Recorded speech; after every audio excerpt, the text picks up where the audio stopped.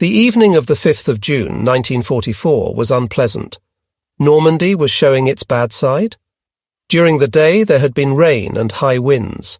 I was sitting in a sparsely furnished house on the edge of the village of Bellengreville, a few kilometres west of Vimont, a small town east of Caen, the industrial centre and port of the Normandy coast. Before me were papers and maps to do with exercises I was preparing for my regiment. My adjutant, Lieutenant Helmut Liebskind, was at the command post in the village. I was a major, 32 years old. I was to be promoted to lieutenant colonel at the end of July, and after a further 2 months to colonel, rapid progress, it seemed to me. The general weather conditions, worked out every day by naval meteorologists and passed on to us by division, gave the all clear for 5 and the 6th of June.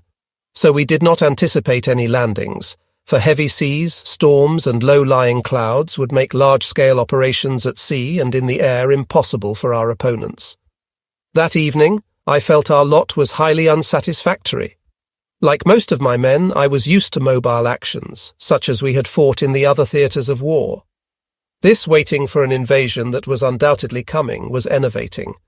But in spite of the inactivity, morale among the troops remained high, the more so since Normandy spoiled us with butter, cheese, crème fraîche and meat, as well as cider.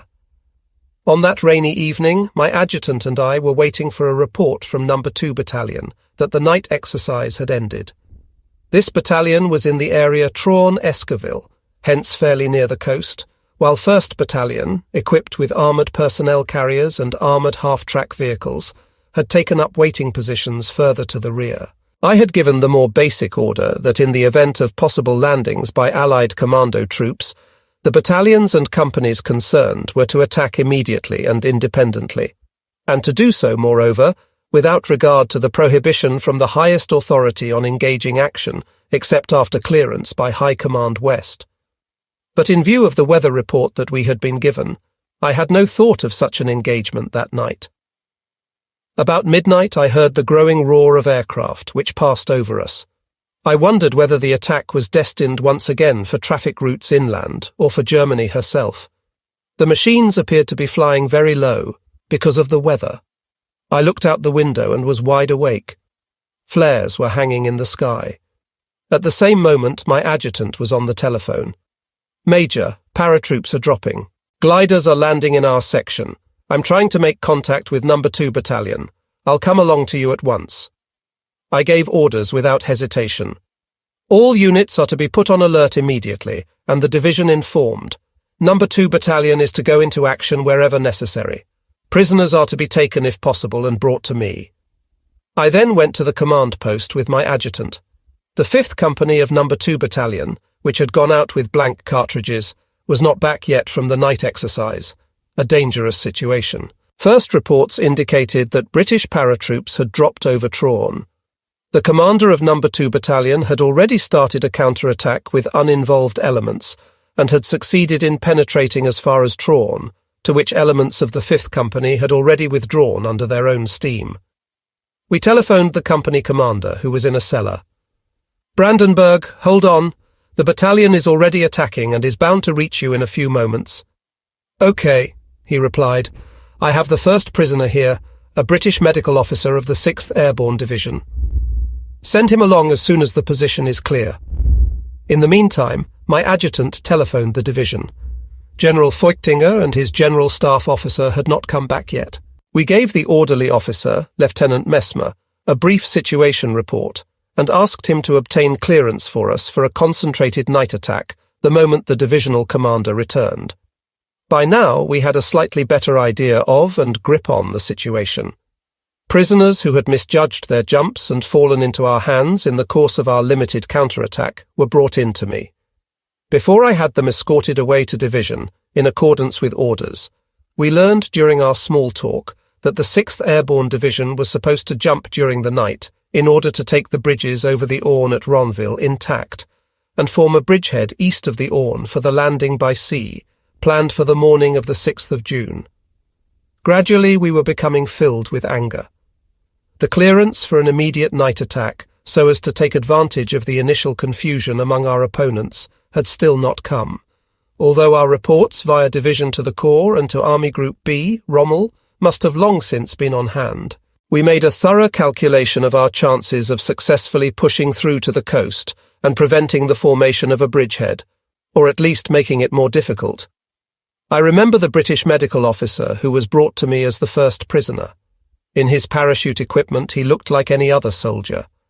As a good Briton, he kept his composure, but seemed deeply disappointed and unnerved at being taken prisoner immediately on his first mission.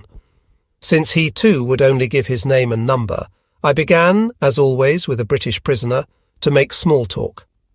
I spoke about my last visit to London in March 1939, about Piccadilly Circus and my British friends. At that he thawed, and I learned more about British intentions and the task of the 6th Airborne Division. The hours passed.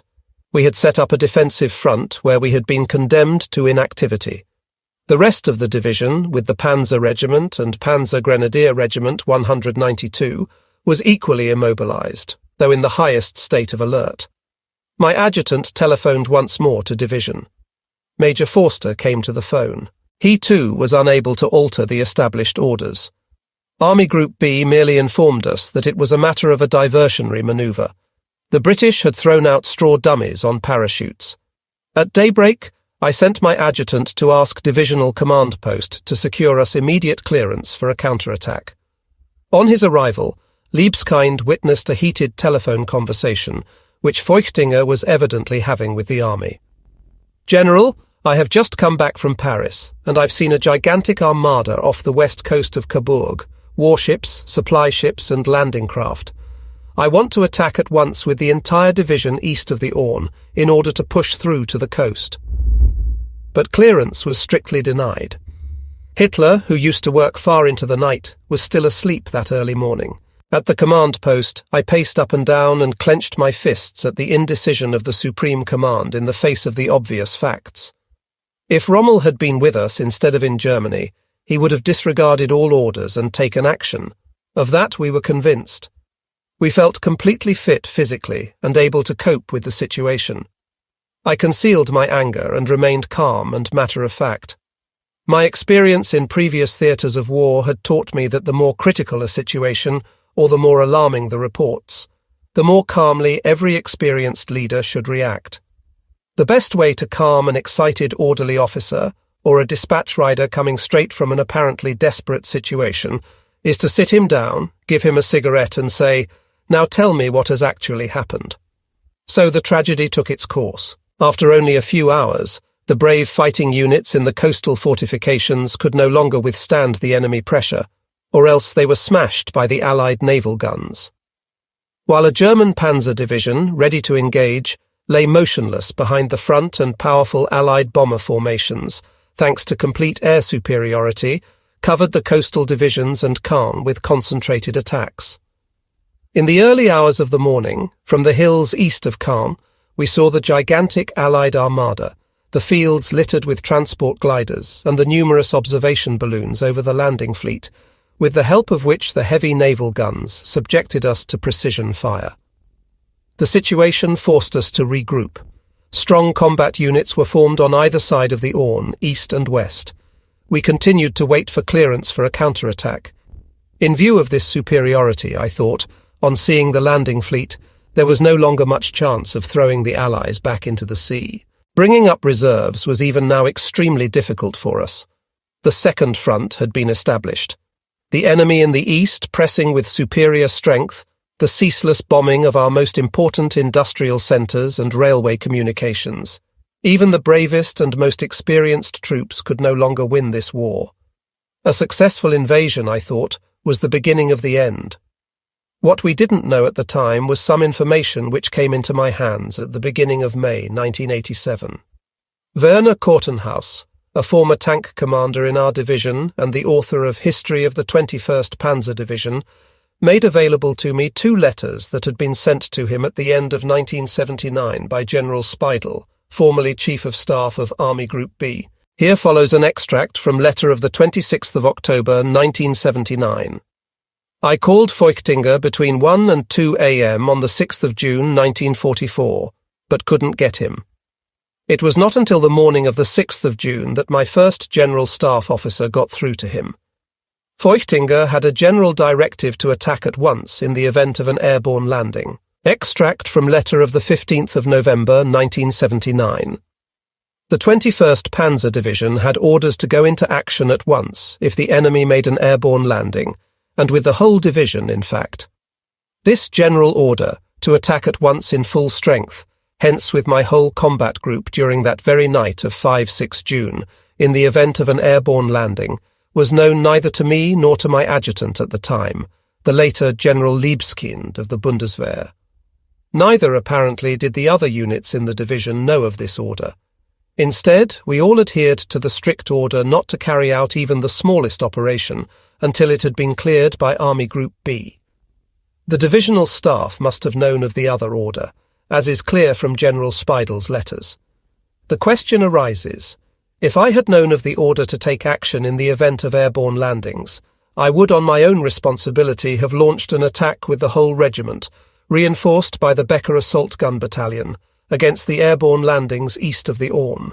It is my firm opinion, and that of my adjutant at the time, that by exploiting the initial confusion among the enemy after their descent, we would have succeeded in pushing through to the coast, and probably also in regaining possession of the 2 bridges over the Orne at Bénouville. Parallel operations would then have been started also by Regiment 192 and the Panzer Regiment. This would not have been enough to prevent the invasion as a whole, but there would probably have been a delay in the seaborne landing, with great losses for the British. An example of how imprecise issuing of orders can have an adverse effect on a large operation. Further, highly interesting information came into my hands at the beginning of June 1987 through a former captain on the General Staff, later General Wegemann of the Bundeswehr, who had given it to Lieutenant Colonel Bechtold of the Bundeswehr, a student of the invasion at the beginning of May 1987. From May to July 1944, Wegemann had been posted to the divisional staff for training, and during the night of 5-6 June, he was deputizing for the first general staff officer, who was in Paris with Feuchtinger. Wegemann reported that late in the evening of the 5th of June 1944, the division's radio company had picked up a British clear-text radio message that indicated the loading of transport gliders. This report had been passed on. After the first reports of airborne landings, he had at once alerted the whole division and informed Feuchtinger in Paris between 2 and 3 o'clock in the morning of the 6th of June. Feuchtinger had then arrived at the command post with his general staff officer between 6 and 7 o'clock. We were all surprised that Speidel, in his call at 2 o'clock in the morning of the 6th of June, knowing of the general directive, had not given the order to attack airborne enemy forces at once with all available elements in my sector east of the Orne. The fact that in the critical hours it was left to incompletely informed divisional commanders to cope with the situation seems to me, in retrospect, inexcusable. On the night of 5/6 June 1944, Lance Corporal Hamel had been assigned to guard duty. He belonged to Panzer Reconnaissance Battalion 21 of our division, which was lying in reserve in positions near a village south of Caen. As Hamel was later to relate, the inactivity upset us greatly. We had always been in action as scouts and as the spearhead of the division. Now we had been stationed there for weeks, waiting for something that might not affect us at all, the landing. On orders from Rommel, we had to carry out exercises by night almost every day, so that in the event of airborne landings we would be familiar with the terrain as far as the coast. To occupy ourselves, we had to set up Rommel's asparaguses as a defence against gliders, and also prepare fortifications in the area behind the Atlantic Wall. Suddenly at midnight, on 5 to the 6th of June, all hell broke loose. From my post I could see flares in the sky, followed by a concentrated air raid on nearby Caen. Now the fun begins, was my first thought. Lieutenant, as he then was, Ruprecht Gzimek of the Reconnaissance Battalion remembers it clearly. During that same night of 5 to the 6th of June, we were alerted that paratroops and gliders had landed in the sector of Panzer Grenadier Regiment 125 under Major von Luck. Together with the bombing of Caen, this suggested more than a commando operation. We knew the order to attack only on orders from the highest authority. In spite of that, within a very short time, the battalion was ready for action. Our commander, Major Waldo, was on leave. He was due back on the 8th of June. At dawn, a liaison officer, whom we had sent to von Luck, reported that not only had an airborne division landed east of the Orne, but the enemy had brought up a vast armada off the coast and was preparing a landing from the sea. Heavy naval guns now joined in the landing operations. The weak units on the coast were apparently already involved in fierce fighting. Soon after came the order. The battalion is attached to von Luck's combat group and will move off at once in the direction of Traun, about 12 kilometres east of Caen. By making full use of cover, we reached the area just west of Traun in the early afternoon, more or less without interference. Lance Corporal Hamill later. As we moved forward to the northeast, we saw toward midday on the 6th of June 2 Messerschmitt fighters flying north low over the Orne, the only German aircraft that day. East of Caen lay the first British paratroops to be killed. From their parachute silk we cut ourselves scarves as protection against the dust. Our commander's deputy gave us the order to attack.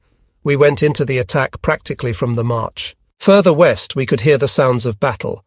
That, we heard, was where our armoured group was supposed to attack. The enemy was apparently concentrating his naval fire against this, for him, dangerous thrust. His air force was also in action there.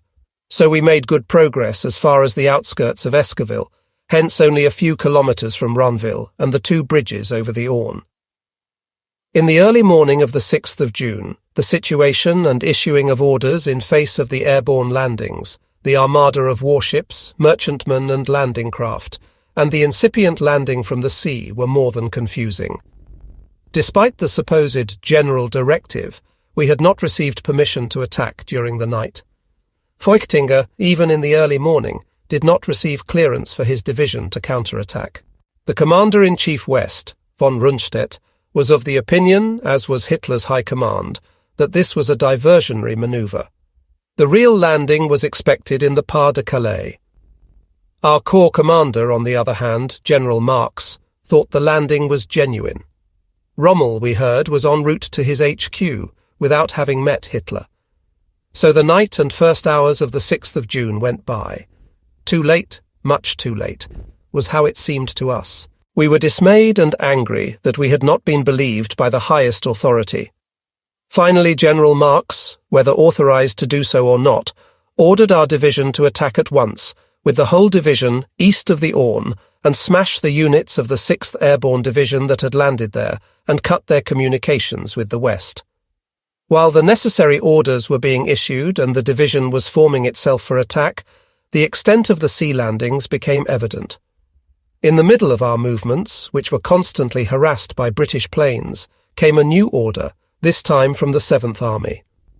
The bulk of the 21st Panzer Division will attack the enemy forces that have landed west of the Orne. Only elements of von Luck's combat group will attack the bridgehead east of the Orne.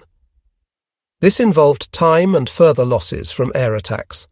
The regrouping of the division took hours. Most of the units, from the area east of Caen and the Orne, had to squeeze through the eye of the needle at Caen and over the only bridges available in this sector. Caen was under virtually constant bombardment from the Navy and the fighter bombers of the Royal Air Force. Feuchtinger informed me that an armoured group, including my battalion in SPWs, Schützenpanzerwagen, armoured personnel carriers, was to push through to the coast west of the Orne. His orders to me: "You will attack with your battalion, reinforced by Panzer Reconnaissance Battalion 21 and Assault Gun Battalion 200 and a platoon of anti-tank guns, east of the Orne.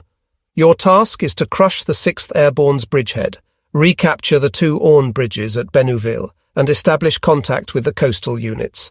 Elements of artillery will support you. Start the attack as soon as all elements have reached you."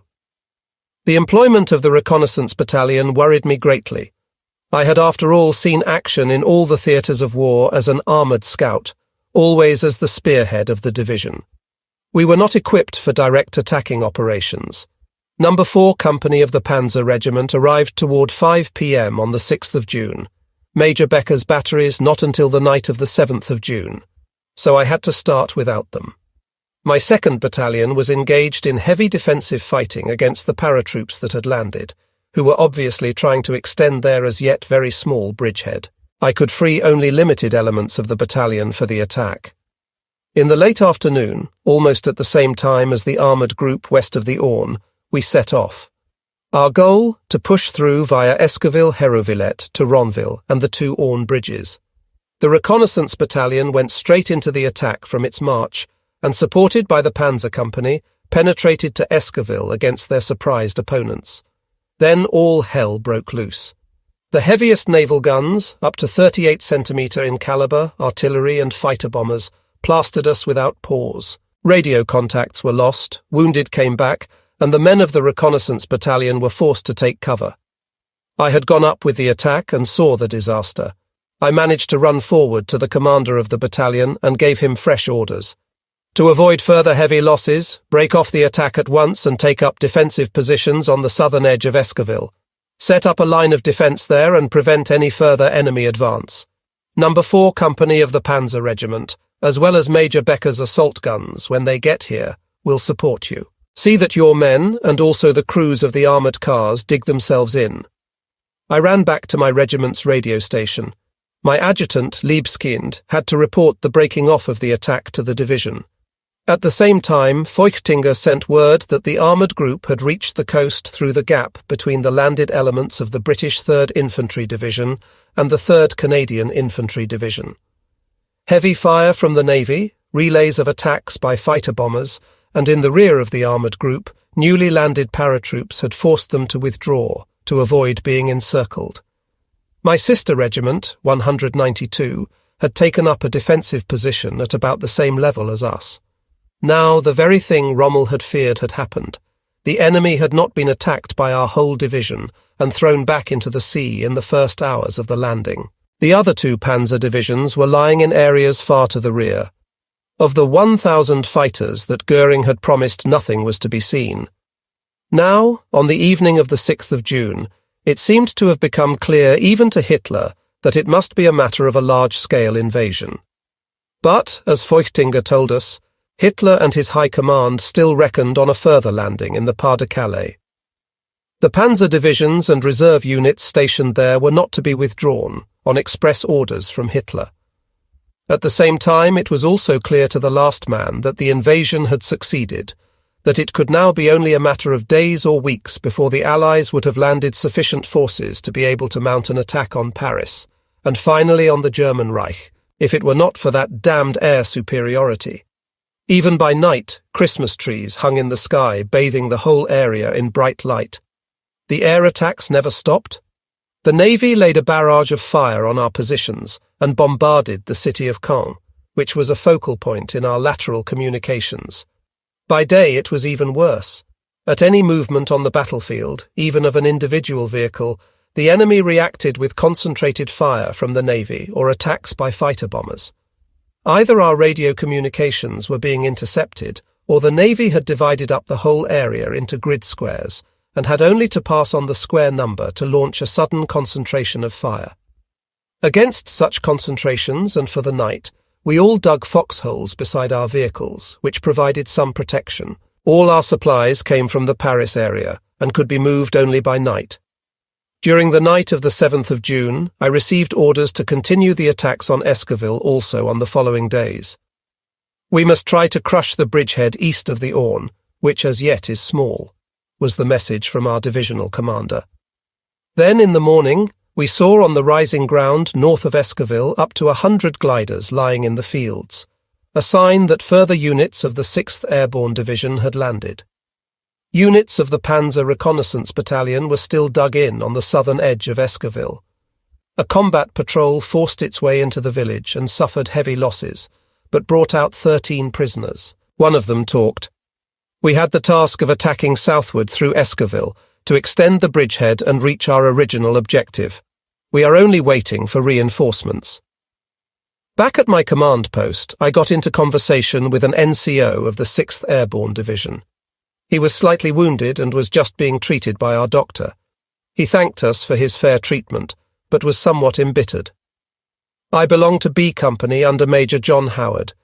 We had the task of landing at midnight with 6 gliders by the 2 Orne bridges near Bénouville and taking the bridges intact. We had been trained for this operation for over a year. We landed right by the bridges. The enemy were taken completely by surprise. They didn't even have time to carry out the prepared demolitions. I think we were the very first to land on French soil. We were mighty proud, especially since we had only a few casualties. Major Howard had told us that after the operation had succeeded, we would be flown back to England to be held in readiness for another action. Then, yesterday evening, our major received orders to attack the village of Escoville this morning. The little bridgehead had to be extended, a task for which, in my opinion, we were never intended. We forced our way into the village, but came under heavy fire from all sides, especially from your bloody 88s. I believe more than half our company have been killed, wounded, or taken prisoner. After the feeble resistance at the bridges, we seem to have stumbled here on a strong, battle-tried opponent. Our major was so proud of the coup de main, and now this disaster. All the same, we know our landing from the sea has been successful. You can't stop us anymore from marching on Paris before long. You can't win this war anymore. One of the bridges is known today as Pegasus Bridge, so called after the flying horse emblem of the British Airborne Forces. Meanwhile, reports were coming in from our right flank. My 2nd Battalion was engaged in heavy defensive fighting, especially on the right flank near and north of Traun. On no account must the enemy break through there on our unprotected, open flank. On the 7th of June, its commander, Captain Curzon, was killed. He was promoted posthumously to Major and awarded the Knight's Cross. Lieutenant Brandenburg, who with his 5th Company had been the first to make contact with the enemy during the night of the 6th, was also killed. Both were buried in ground to the rear and later reinterred. These were heavy losses for us all. Division sent Major Kurtz of the reserve that same day as the new commander of the battalion. He was an infantryman and had been in Russia. In that respect, he was very suitable for the immediate task. Within a short while, he had integrated himself and became one of my most reliable and successful leaders in the combat group. On the 8th of June, neither we nor the British attacked. On both sides, the wounded had to be cared for and casualties replaced. To our surprise, a few Messerschmitts suddenly appeared. They were at once involved in an air battle. A Royal Air Force fighter was shot down over the British lines. The men all raised their arms in jubilation. Were the promised 1,000 fighters about to turn up after all? But a Messerschmitt was also shot down. The pilot was able to save himself by parachute and landed near the reconnaissance battalion. He was brought along to me. He swore and waved his arms about. What are we supposed to do with a couple of fighters against this superiority? Where the hell are the 1,000 fighter planes? We didn't know either. In the afternoon, Major Waldo reported back from leave. His men of the reconnaissance battalion were glad. He was very popular, especially as he stuck up for them and always tried to avoid unnecessary losses. At the same time as Waldo came, an order also came from Division. Von Luck's combat group will assemble on the morning of the 9th of June for a decisive attack on Escoville, advance on Ranville, and take possession of the Orne bridges. Assigned to it for this purpose will be Panzer Reconnaissance Battalion 21, Number 4, Company of Panzer Regiment 22, 3 batteries of Major Becker's Assault Gun Battalion 200, and 1 company of Anti-Tank Battalion 220, with 8.8 centimetre guns. The division's artillery will support the attack within the limits of its supply of ammunition. Late that evening, all the commanders, along with an artillery observer, gathered at my post. We assemble before dawn, before the enemy air force can intervene or the navy be effective. The motorcycle escorts of the reconnaissance battalion and the grenadiers of 2nd Battalion not tied down by the enemy will lead, followed by 1st Battalion and supported by the tanks of No. 4 Company, as well as Becker's SPWs. The anti-tank guns will take up positions on the hill south of Escoville to ward off counterattacks by British tanks. It would take a powerful and effective combat group to offset the impact of the naval guns and fighter bombers. We assembled an hour before dawn. I travelled with a little command group behind the reconnaissance battalion so that I could make decisions on the spot. During the night, we had been plastered with heavy naval fire and bombs. Our preparations had evidently been spotted. Lance Corporal Hamill, who took part in the attack as a motorcycle escort, recalls, "With support from the tanks and assault guns, we soon forced our way into Escoville. The remaining civilian population had gathered by the church. We found a few children running around looking for their parents. We took them to the church. The British of the 6th Airborne Division put up fierce resistance. When it became light, heavy fire from the Navy began to fall on the centre of the village and its southern edge. We could make no progress. Then the news reached us that our beloved commander, Major Waldo, had been killed, only a day after coming back from his wife. This was a blow to us all. We couldn't even recover his body at first because of the barrage of fire. It was not until after dark that a patrol of volunteers, whom the British in fairness allowed to pass, was able to bring Major Waldo back and bury him further to the rear. Later, the British transferred him to their military cemetery in Ronville, where he found his last rest among his former enemies. Waldo's death greatly affected me personally.